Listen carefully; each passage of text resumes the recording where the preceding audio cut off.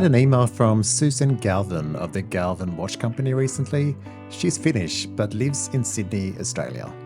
We had a bit to talk about since I'm obviously Swedish and live in Melbourne, so we're both far from home.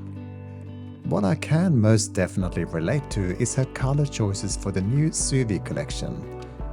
Names like Birch, Midsummer Night and Lake all speaks to us Nordic people on a deep level. The Finns often have approximately 428 consonants in their surnames. Not that I'm one to speak, but Susan was lucky and could use Galvin for her watch brand. This is another square watch, but it's not quite as straight up square as the others I've reviewed recently. No, this is more of a rounded edges tonneau watch, something that Richard Mille seems to be using more than anyone else.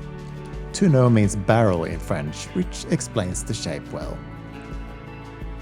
We've moved on in the watch world from categorizing watches with what gender they're best suited to, but this is most definitely a pretty watch with a calm and feminine vibe, to me anyway. Does that mean I wouldn't wear one personally? Yes, perhaps, but it doesn't mean that I'm not quite taken by this piece. This green birch does remind me of early summer, late spring vibes with the new green growth of the birch trees of the north, and a feeling of joy and excitement of the approaching summer. Yet again, I feel quite lucky to be able to handle watches that brings a vibe that I would perhaps not normally gravitate towards.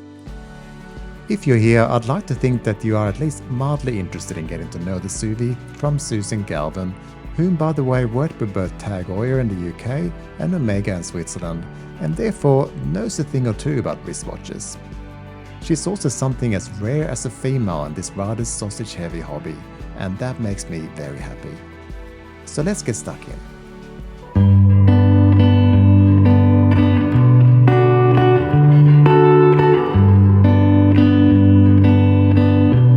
As with all these types of watches, the measurements do not tell the full story, and I hope that's obvious when you see it on my wrist today.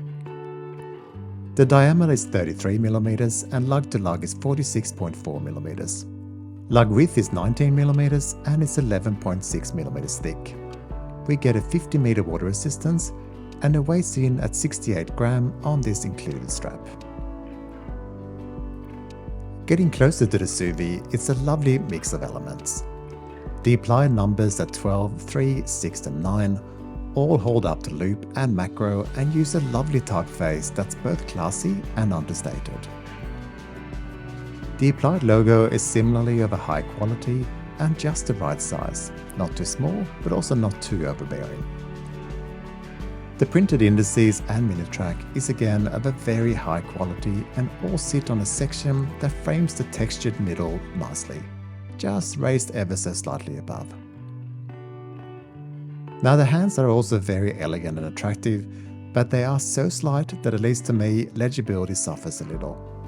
Not to the point where you'll never be able to tell the time, but I think they could be just a little bit wider, which wouldn't look out of place next to these large numbers.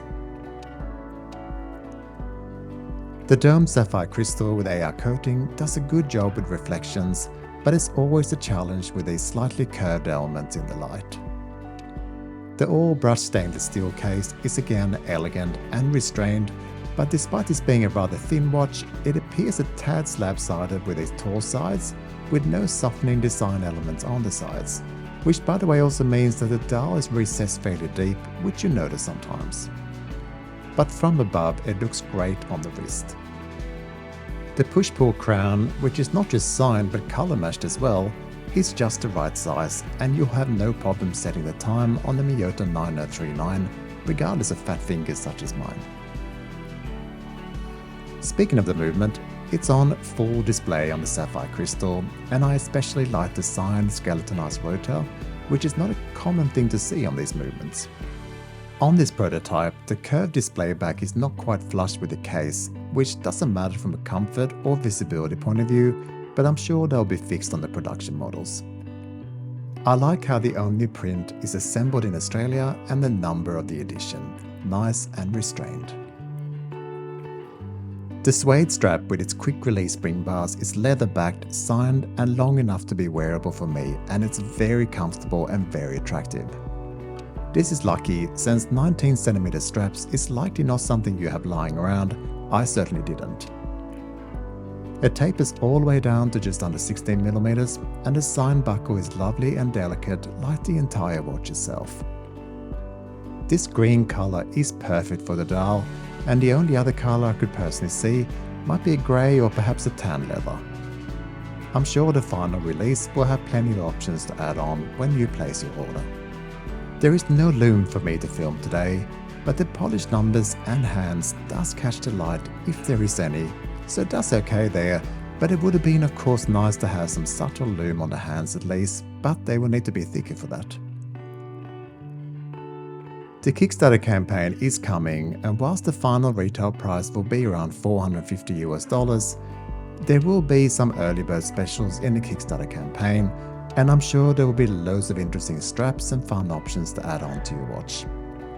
A travel pouch made of leather would also be included, I'm told. I think this is a lovely, subtle and warm watch that I could definitely see on my wife's wrist, but certainly wouldn't look out of place on wrists of any kind. A navy blue one could be a good option, and there's also a purple one coming that should be quite fun indeed. So what do you think? Is this something you might attain for yourself or your partner? Let me know in the comments, and I'll catch you next time.